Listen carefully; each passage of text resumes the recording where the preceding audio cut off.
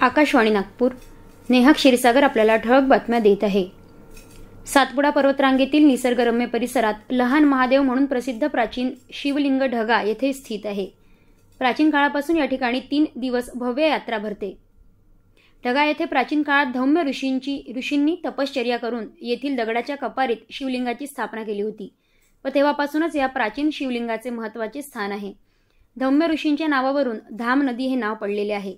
धौम्य ऋषीनंतर अनेक ऋषी व संतांचे या परिसरात वास्तव्य राहिलेले आहे. हे स्थळ अत्यंत पवित्र मानले जाते.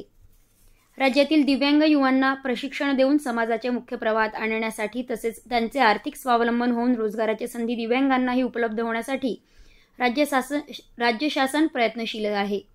रोजगाराच्या व स्वयंरोजगाराच्या संधी निर्माण करण्यासाठी युथ फॉर जॉब ही संस्था प्राथमिक टप्प्यात विदर्भ व उत्तर महाराष्ट्रात शासनास सहकार्य करणार आहे. आगामी काळात या कामाची व्यापकता वाढवून राज्यभर या कामाला राज्य शासन गती देणार आहे. यामुळे दिव्यांग युवकांना रोजगार मिळतील असा विश्वास मुख्यमंत्री देवेंद्र फडणवीस यांनी व्यक्त केला.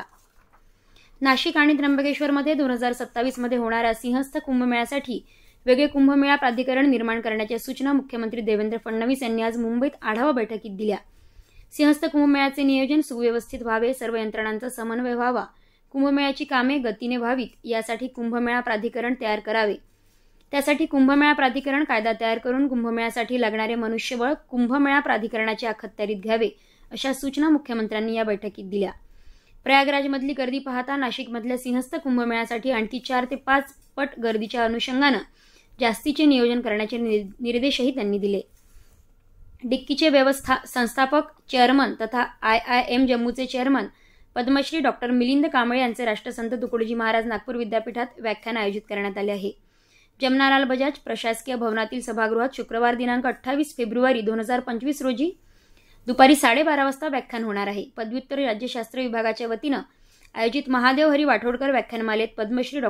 मिलिंद कांबळे हे gearing public policy towards India vision 2047 या विषयावर मार्गदर्शन करणार आहेत.